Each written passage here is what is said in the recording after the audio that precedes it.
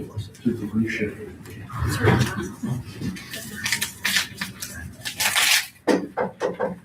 guess we're ready to start today. We're going to have the Board of Finance meeting first before we get into the regular Board of Trustees meeting. Each calendar year, it's necessary to establish a Board of Finance. For the current year, 2026, I, Larry Merkel, was elected president. Blaine Timonera was elected secretary. I now ask for a motion to be made electing new officers for the calendar year 2026. So do I have a motion for president and for secretary? I'll make a motion for that, Larry. For who to be president? Are we not leaving it the same? Well, Just leave it the same. okay. Are you okay with that? Yeah, we'll make a motion. I'll make a motion to approve the same slate of officers for the Board of Finance Committee for 26 as we had for 25. Okay, thank you.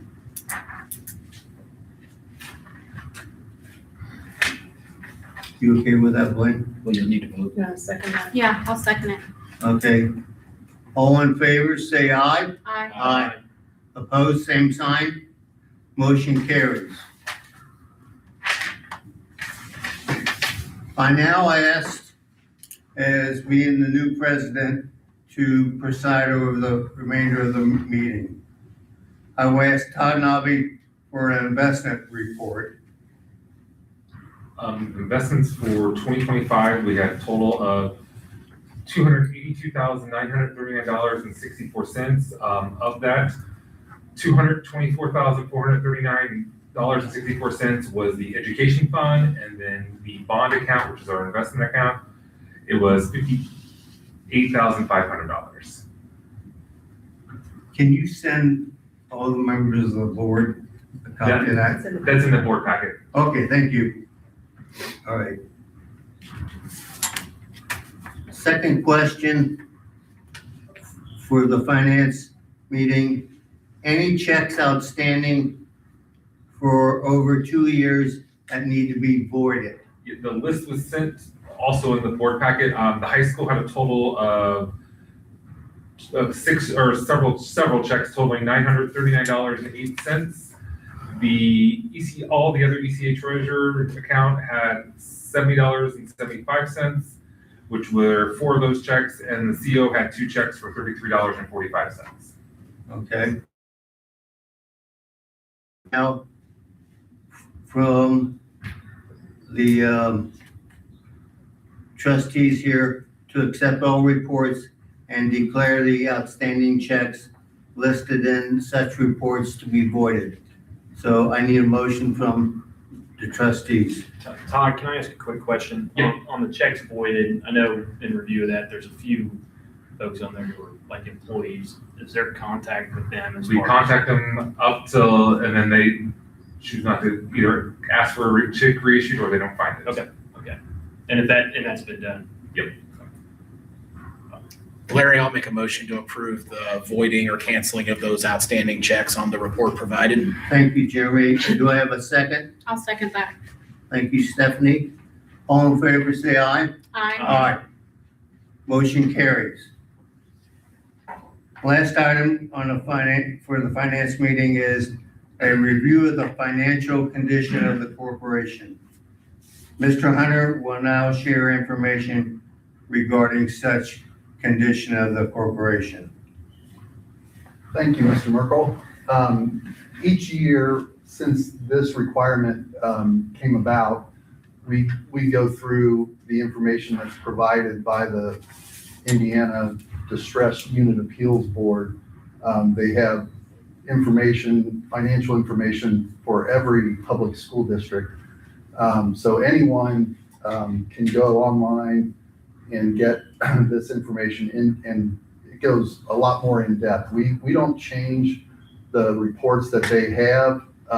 We report the information the way their default outputs, but you can dig in the information a lot more if you go to the website.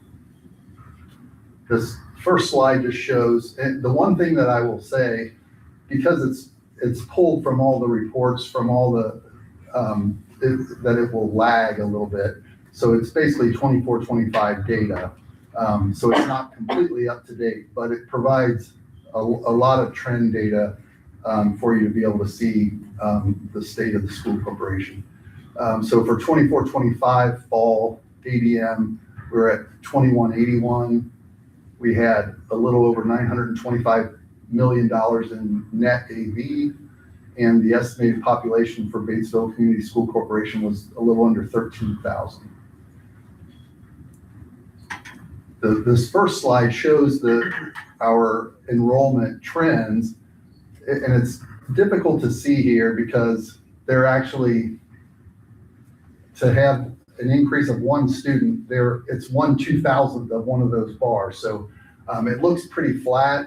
It ranges over the course of this period from around 2,130 students to a high of 2,190 some students.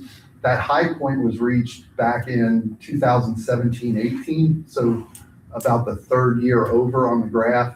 And that was when we had the readiness kindergarten. We had 4-year-old kindergartners that were included in our fall enrollment. That was taken away by the state. But overall, the trend is positive. We continue to grow and continue to be, relatively slow and steady growth. And that includes with transfer students, incorporated in that.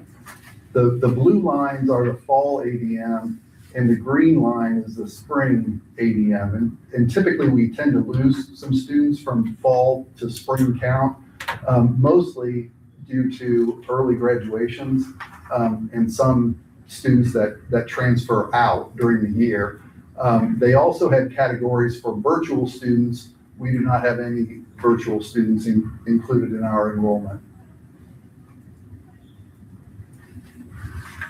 This graph here shows the fund balances, and it shows, you can see down below the bottom of that table, there are a lot of different funds that are included here.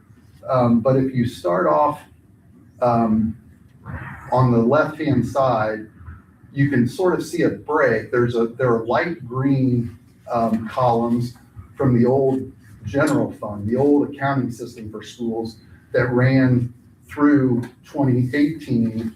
And then you can see in 2019, the light green goes away, and then there's an orange bar that was due to the creation of the education fund.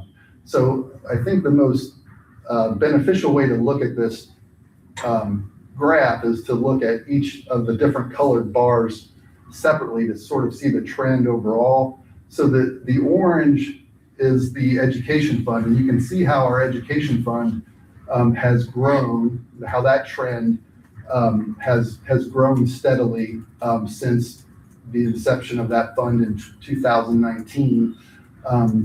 Mr. Raver has been on the board longer than anyone else, and he remembers some of you can see those green bars were we were ran a lot leaner back then, and we've been fortunate to be able to build up our reserves and stay above the thresholds that the board has set as targets. The yellow line is the operations funds, which was the old capital projects fund and became the operations fund. But you can see the overall growth in the fund balance in the operations fund as well. There's the debt service fund, which is the light blue. And you can see the light blue tends to be one of the taller lines early on. So one of the bigger balances that we had 10 years ago, and over time it's actually decreased, but that's due to changes with the Department of Local Government Finance reducing the amount that you're allowed to carry as a percentage of the expenditures in that fund. It used to be that you could carry 50% operating balance and they reduced that to 15%. So over time, as old bond issues would expire and if new debt came on board, that had to be minimized. So that balance actually has decreased over time. And then there are a couple of, there's a dark blue line that you can see in 2021 is the largest balance that we had. You can see again in 2024, there's a dark blue that's pretty significant. Those represent general obligation bond issues that the funds were deposited in Mr. Nabi's accounts here within the school district. So those are sort of irregular funds that we don't always have. And then you can see some negatives there.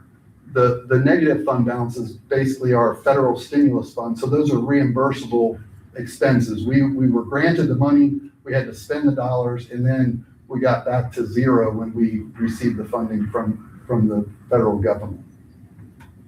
But overall, you can see our trends across all of those funds have been basically positive. The next slide will show everything sort of combined together. If there are no questions, I'll go on. So this shows revenues and expenditures. And so you can see the green represents revenues and the blue represents expenditures. So if the green line is bigger than the blue line, then we had a net increase over the course of any given year. You can see that is the case in most years. There is also a narrow black line that represents the total year-end balances across all funds. So you can see that that's grown over time, but also that balance includes all of those funds. So there are a few funds with the bond funds that are incorporated that may skew things, that it's not actually apples to apples. Up in the top left of this page, if you're online, you can toggle between all funds and take some funds out or look at individual funds at a time. And you can also go from a chart version to a table and just see the actual dollar amount. So anyone that goes to the DLGF website, indiana.gov/DUAB, Distressed Unit Appeals Board, can check out all of this data for every district. And this bar graph just shows the combined balances of all of those funds. So you can see again, we've increased it over time. We're much more stable than we were 10 years ago. And we've hovered around 25% operating balance in the past several years.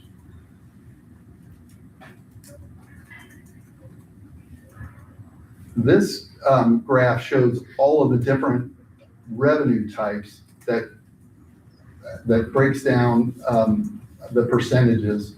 So starting at the bottom, there's red, and you can see it's fairly slow and consistent growth, and that is local tax revenue. So it represents all local taxes, property taxes, income taxes, any local taxes. So that has been a stable revenue stream for schools.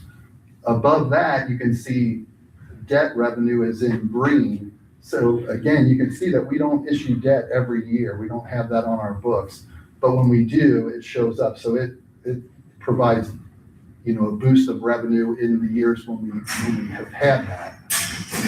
Above that in the pink is other local revenue, and that is can include, from going back to the left-hand side, including even ROD reimbursement back when we had our special ed through a cooperative, and then school lunch programs, anything that flows through the books that is not a tax revenue, any grants that we get would fall into this category. So it's something that's been fairly consistent over time.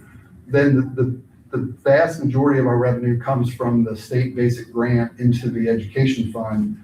That is in the blue, and you can see how over time as we receive more dollars per student and as our enrollment has grown, that amount of money has increased as well. Above that, federal revenue, mostly title and special ed revenue. You can see how that has grown over time. Again, it was smaller back when we were a member of ROD. We got reimbursed from the ROD cooperative for our special ed expenses, but we had to pay them. And now we get that through the federal government.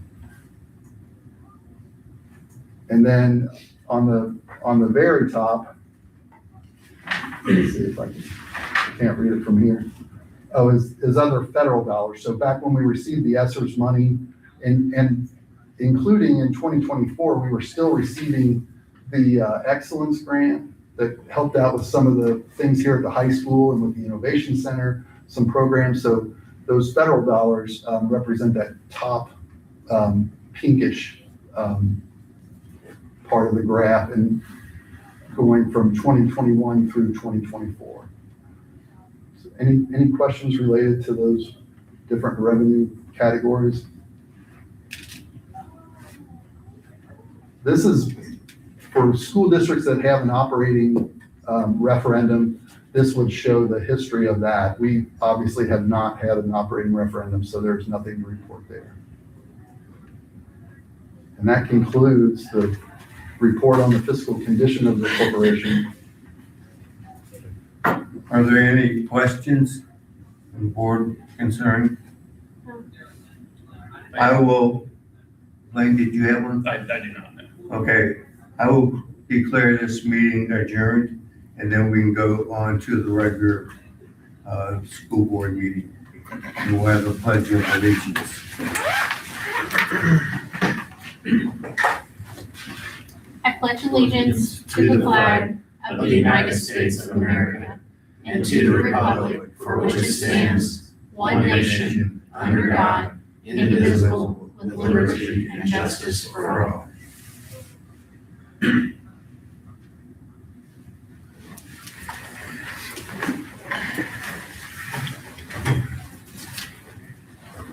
At this time, before we get the meeting full going, we are going to do the reorganization of the Board of Trustees. At this time, we as the board have agreed to keep all officer positions the same. That would be myself as school board president, Blaine Timonera as vice president, and Larry will be secretary. If no one has any issues or comments about this, I will seek a motion to approve the officers. Do we want to include the other appointments as well, or is that a I separate? don't have the full list. I would say, I think it's just also worth noting that in terms of some of the other board appointments, right, we just made the necessary updates with Paul leaving and with, I think, including Brian McPhee at the high school in place of Andy Allen on a couple of items, but most of those are pretty straightforward. And currently, we have Jane Rogers listed in the place of Paul Ketchum since she is serving as interim superintendent at this point. So Stephanie, with that said, I'll make a motion that we approve the slate of officers that was recommended, as well as the other board appointments updated to reflect for 2026. Thank you, Jeremy. Do I have a second to approve? I'll make the second to approve. Thank you, Larry. All those in favor say aye. Aye. All those opposed, same sign. Motion carries. Mr. Hunter, I'll turn it over to you at this point for the BCSC vision. All right, we start every meeting with our portrait of a graduate. Together with our community, Batesville Community School Corporation is committed to providing an engaging and relevant learning environment based on a strong foundation of academic knowledge, transferable skills, and real-world experiences.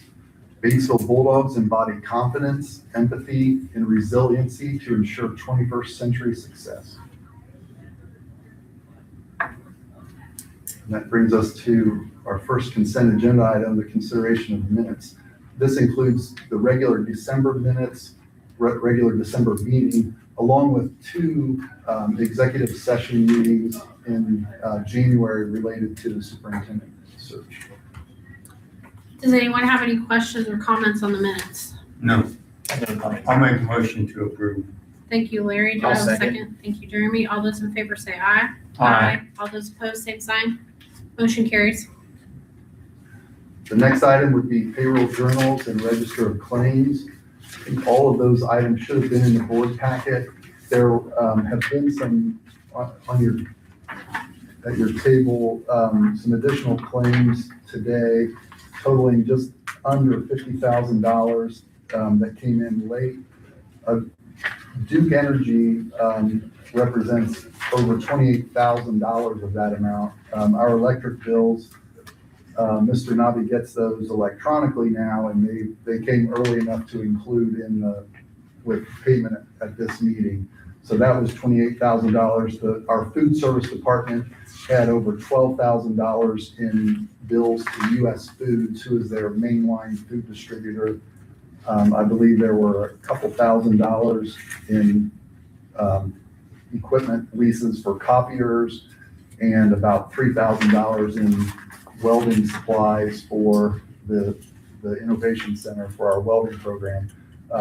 Everything else is relatively small amounts beyond that. But if there are any questions, maybe myself or Mr. Nabi could answer them for you. Does anyone have any questions? Can I seek a motion to approve the payroll journals and registration of claims? I will make that motion to approve. Thank you, Blaine. Do I have a second? I'll second it. Thank you, Larry. All those in favor say aye. All those opposed, same sign. Motion carries. Okay, that brings us to personnel. The personnel list was unchanged except for one item that was added, and that was for an extra time stipend for the FFA sponsor. So that's the only change from what was in your board packet. I will note that this personnel list does include the intent to retire from 6 of our teachers, which is considerably more than normally we have 2 or 3 in any given year. So a larger number than usual, and 1 classified staff member intent to retire as well. I have 2 questions, Mr. Hunter. When will the job postings be posted for the teachers and the classified staff that are retiring? When do you post those openings? They typically get posted probably early this spring. It's really I just up to the think, principal, but- yeah, depending on some of the positions are tougher to fill, in some departments. Actually, we have a principal in the room here. It just really depends. As you'll see on your personnel list, there are some key retirements specifically here at Batesville High School that probably will be a little more difficult to fill than you might find with some elementary. So I anticipate that those will be posted once superintendent is in place, and then once high school principal is in place, maybe with some collaboration with Mel Seifert and Brian McPhee. But we usually, spring break is definitely kind of at the latest, to try to get those out and attract candidates. The second question, our resource officers, how many do we currently have, and are we down 1 officer? Yes, we had been up to 3 officers last year at one point, and then we dropped down to 2. We had mid-year this year, we had 1 officer resign, and that position has been filled, was approved in December's meeting, and is on board and at work. So we have 2 full-time school resource officers, and that is, at least currently, that is the intent to stay at that level. Okay. All right, thank you. Anyone have any other questions about the personnel? Yeah, Stephanie, not necessarily a question, but I do want to talk about the personnel. I know up for today's recommendation from Mr. Helvey is the fall sports positions associated with our football program. Just briefly, I know we've got some football parents here. I know that over the last number of months, there's been some concerns with the football program brought to some of our school board members' attention. And those concerns have been discussed by members of the school board and ultimately with Mr. Helvey, who's here today. And those concerns are valid, and they've been taken seriously. They've been discussed with Mr. Helvey, and Mr. Helvey has done his job in reviewing those concerns and discussing those concerns with our football staff and our head coach. And there is, and our head coach, as I understand it, has taken those concerns seriously as well. That he has worked with Mr. Helvey, and I think he's working with our administration as well at the high school level to address those already. And I think he's taken some efforts on his own to already address those concerns unanimously or autonomously. So I just want to provide context or just some air to that the concerns from those parents and from our constituents have been heard, and they've been taken seriously. They have been addressed, and it is my plan, and I assume our board's plan, to make sure that the football program is going to continue to pursue the standards that we have for the football program as a community and as a school corporation in all levels. And so we will continue to monitor that, and Mr. Helvey is going to continue to monitor that to make sure that we're reaching those standards and pursuing those standards. And so just a comment from me on that, given my familiarity with the program and passion for the program. And so just wanted to provide those comments, but if nobody has any other comments or questions on that, I will make a motion to approve the personnel as submitted. Thank you, Blaine. Can I see a second? I'll second it. Thank you, Larry. All those in favor say aye. Aye. All those opposed, same sign. Motion carries. That brings us to travel requests. I believe there was just one item that involved 3 staff members from the music department to attend the Indiana Music Educators Conference in Fort Wayne. Stephanie, I'll make a motion to approve the travel request as presented. Thank you, Jeremy. Do I have a second? I'll second Thank you, Larry. All those in favor say aye. it. Aye. Aye. All those opposed, same sign. Motion carries. That brings us to a resolution to increase the salary of the Board of School Trustees. I'm not sure how long the salary has been set at the current amount, at $2,000, but I've been attending board meetings for 25 plus years now, and I know it hasn't changed in that entire time. And I don't think some people don't realize the amount of work involved with serving on the board, especially when you have some turnover at key leadership positions like we've encountered recently. But that is a little bit of background here related to this. And Tim, just to add a bit more context to this as well, I think the state statute says that the board can be compensated on a basis up to 10% of the lowest salary teacher position. So with that now being $45,000, that would say that the board could be compensated up to $4,500. Correct. As a board, we met kind of in executive session and agreed that seemed excessive or whatever, but we did think that, to your point, being that it's been at $2,000 for well over 20 years, that adjusting it to the $3,000 mark seemed appropriate. So with that, Stephanie, I'll make a motion that we approve the resolution to adopt the new board stipend amount. Thank you, Jeremy. Do I have a second? I'll second it. Thank you, Larry. All those in favor say aye. Aye. All those opposed, same sign. Motion carries. That brings us to the financial report. So the financial report for the end of December, which is also for the full year of 2025, you can see up on the screen. The education fund, we started with the highest balance that we've ever had, over $2.3 million, with our basic grant and revenue of a little over $1.4 million. We had a larger than normal month for expenditures because we had retro pay for all certified administrative staff included in that. So that balance dropped almost $250,000 to finish the year at $2,070,700. $754. That's almost exactly where it began the year, within about $10,000 of where we started. So over the course of the year, relatively flat, but finishing the year at about a 12% operating balance. So above the 8% target established by the board, and leading us into January, which is a 3-pay month, at a high level there. The debt service fund also had a lot of activity in December, which it usually does not. We received our property tax draw from Ripley County, so our revenue was substantially higher than normal at almost $750,000. We also had roughly 50% of our expenditures for the course of the year, making our second half debt service payments, so over $2.1 million in payments out of that fund. So that balance dropped almost $1.4 million to end the year at $782,430.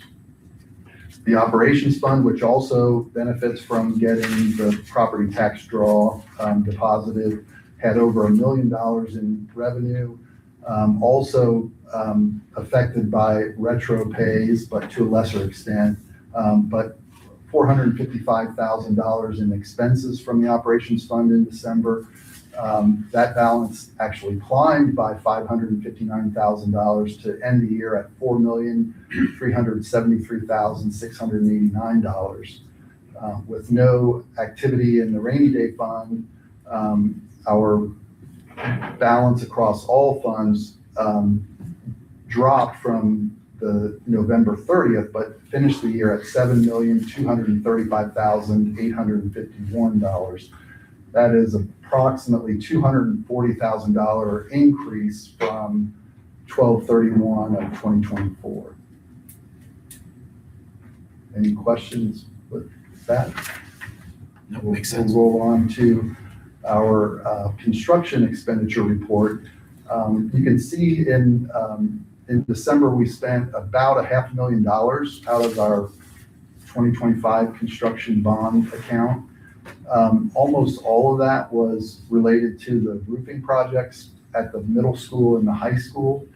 Those projects are wrapping up. There was a payment application for some remaining payments due in the board claims for today, but we're getting closer to closing that project down. That 2025 bond fund, the balance between what is managed in-house by Mr. Nobby and what is invested with the trustee totals $5,326,274 at the end of December. And the 2024 GO bond balance stands at $936,823. And it had very little expense last month. Any questions? We'll keep moving along. Tim, real quick, on those bonds, do we still have some funds for one or both of those bonds that are unallocated that we Yes, still have access to? What is that amount? Just right now, ballpark. the vast majority, we have probably less than $1 million that is committed out of those funds. Thank you. And real quick on the roofing project, I know I sent you a text over Christmas break when the storm came through, so I know that I appreciate your promptness in handling that before calls started getting made to the city and into the schools. So I know Yeah. there was the windstorm blew a whole bunch of their construction materials off into people's yards, and Tim was already on it at like 7:30 in the morning when I was out driving around. So anyhow, appreciate that. Any other questions? Tim, I got one question on the 2024 GO bonds. We almost have $1 million there. What was the initial premise for doing that project? What were we going to use that money for?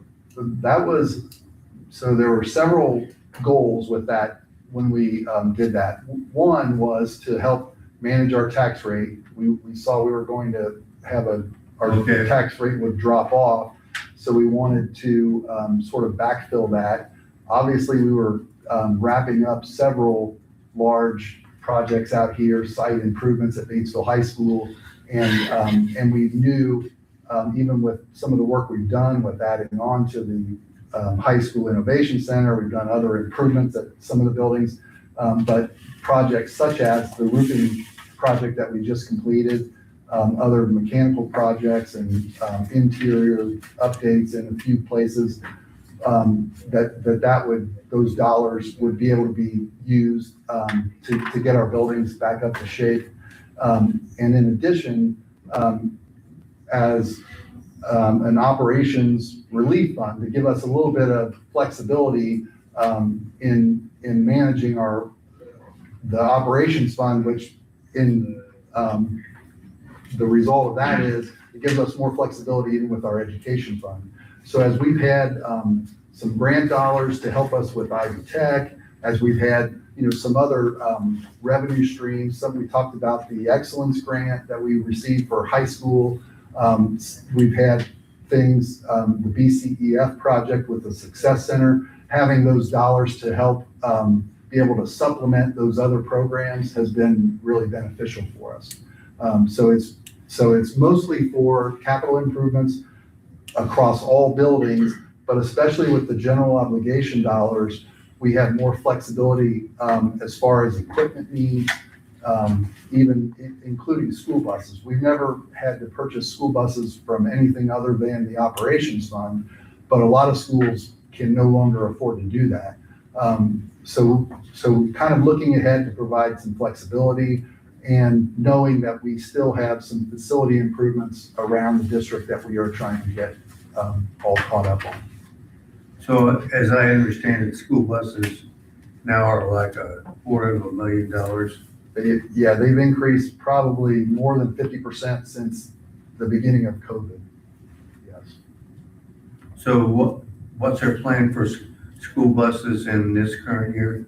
I believe we're replacing 2 buses at a cost of, and I believe they're traditional buses, not the flat nose front, at a cost of $360,000 total. So will we use some of the GEO? We don't intend to. Our operations balance is pretty strong. And so we have that money encumbered, but again, we have flexibility. So as things change, we do have options. So, okay, thank you. You're welcome. It brings us to patron comments. At this time, if anyone in the audience would like to speak, we invite you to share your comments. Just a reminder, comments are to be kept school related. We ask that no employee or student name be named specifically. Sure. I'm really not sure how I should go about this, so that's why if there's a different venue you'd like me to speak on behalf of, just please let me know. Real quick, I respect all of you that are here, and I appreciate you guys being here. In fact, when I saw the race thing, I understand how much time and effort goes into you guys being here, and I really appreciate that. So first and foremost, thank you. My name is Travis Cook. I've been a lifelong member of Batesville, born and raised, went to high school here. I have a 4th generation individual going to school here, and I love Batesville. I'm bought in completely. I work with the city as well. Most of you probably know me. So for me, this is a very near and dear place, and I would do anything for the community. With that being said, would you mind if I pass some paperwork out? Is that okay? Yeah, that's fine. Right. Like I said, I just want to make sure I go about things in the proper manner, so I appreciate it.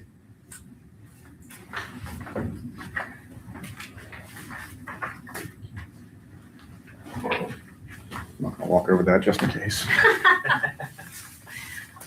We'd laugh after we made sure you were okay. That's right.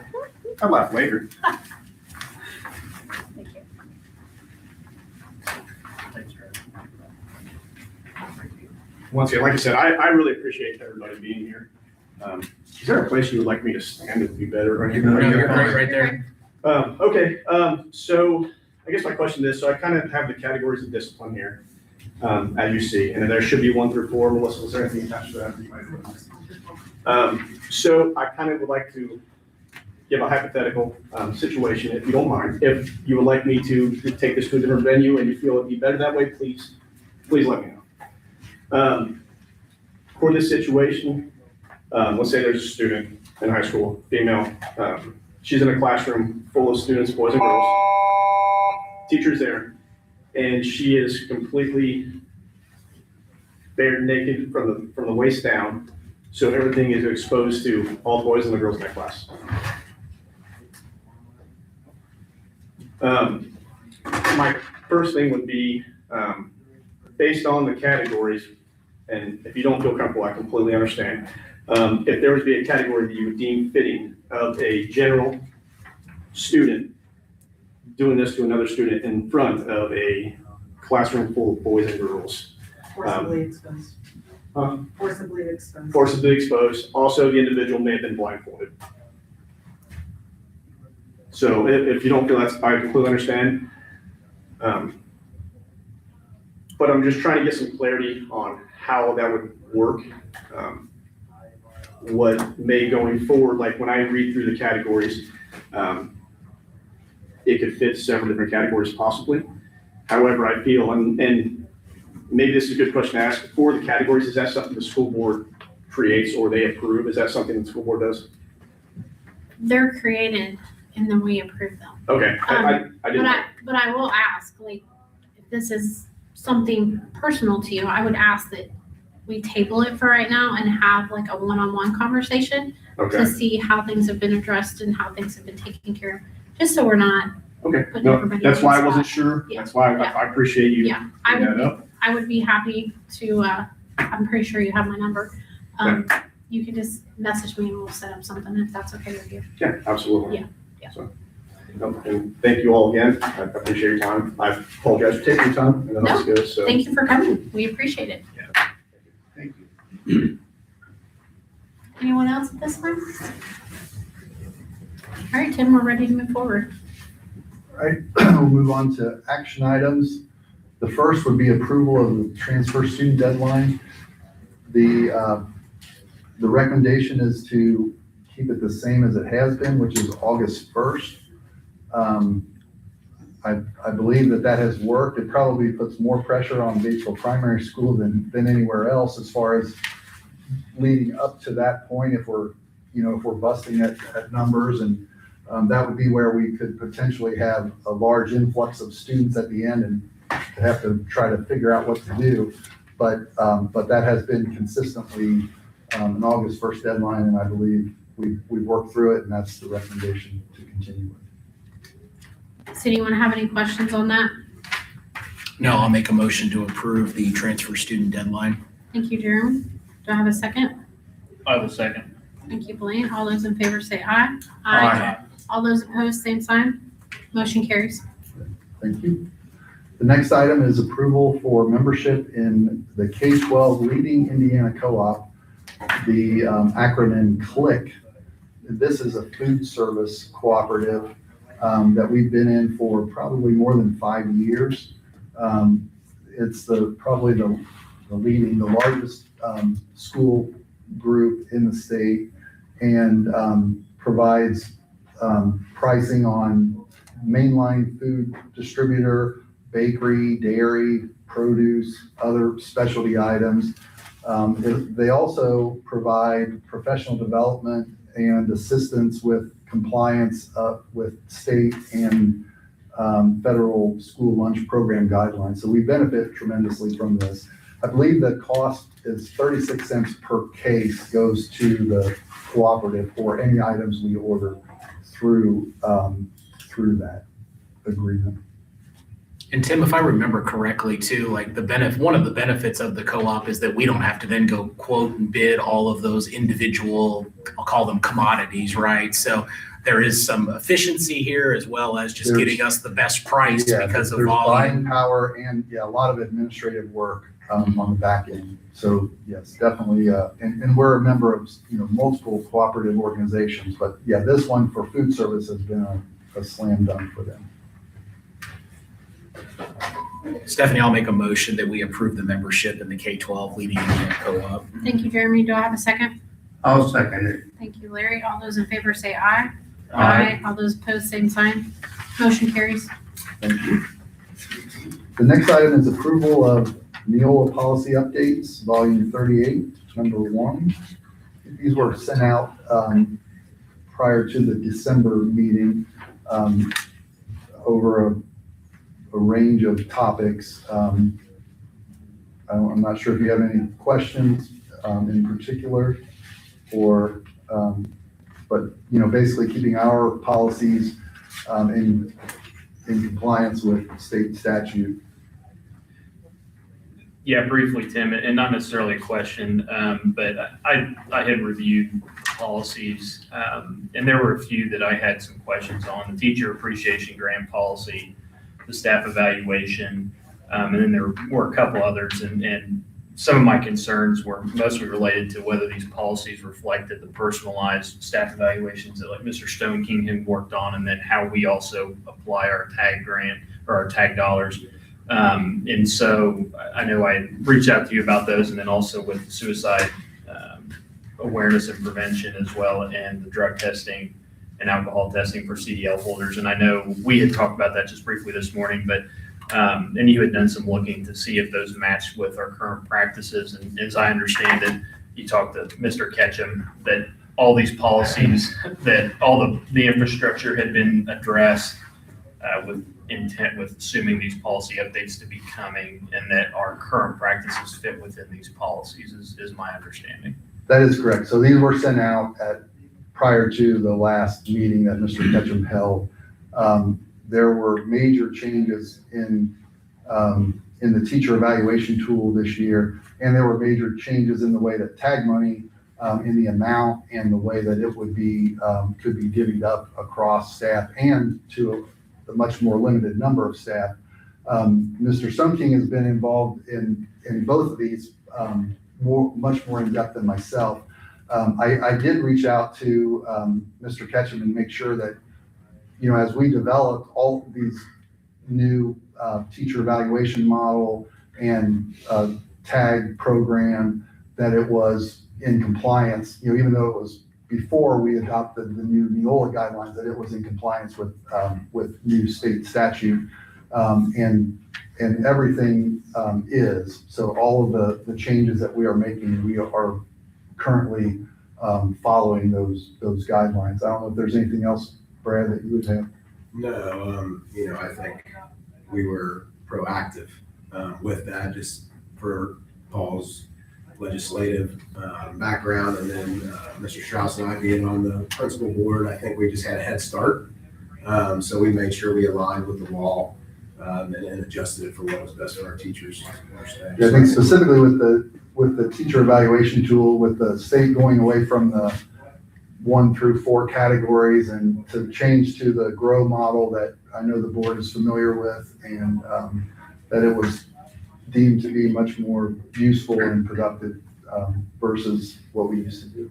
And my concern was I just didn't want us to adopt a policy that undid all the work that you all had done previously. So I'm glad, obviously, I expected that to be the case, but just wanted to make sure. I do think it's important to understand that the current teacher appreciation grant, the tag money, is a 2-year deal right now through the state, so that could adjust. We may only have 1 more year of it. It was a big change from what we previously had. So all the corporations were kind of evolving with that change, and will continue to evolve. Yeah, and I believe with the tag money, or there are 3 different levels. Tier 1, $3,500. Tier 2, $5,000. Tier 3, $7,500. I think this year Batesville has chosen to have everything at Tier 1 at $3,500 level. Well, I appreciate you doing some research on that, Tim, on short notice, and Brad, thanks for clarifying. So, unless anybody has anything else, I'll move to approve the Neola policy updates. Thank you, Blaine. I'll second. Thank you, Jeremy. All those in favor say aye. Aye. All those opposed, same sign. Motion carries. The next item, we got word this morning that there were some details to be worked out. This was going to be for a high school overnight event, and they wish to table that. So I think that it may come back at another time, but for now, we will not approve that request. And that brings us, oh, wait, do we have, let's get through some. I had one more. Or was that pulled, certified and classified bank? I see it's wrote here for the report, but it doesn't have for us to approve anything or I anything. don't know. There was a, There it is. oh, there we go. So the classified sick bank, there was, there are a total of 41 members that participate of our classified staff. There are a total of 81 days donated, so a lot of people that had donated and maybe have gone on and are no longer employed here, but they did not use any days in 2025. The certified staff sick bank, there were 93 days donated at the beginning of the year. There were 2 additional days donated, so two new staff members that must have joined. They also did not grant any days over the course of the year, so they have 95 days in the certified sick bank. So not much to report there. Thank you, Tim. And then we have upcoming dates. We have a Professional Development Day on February 13th. We have President's Day Makeup Day on February 16th. And we have our regular February board meeting on the 18th at 12 p.m. here in the Bulldog Room. We also have the public hearing on the proposed superintendent's contract on Monday, January 26th at noon at the admin office conference room. So that will be coming up as well.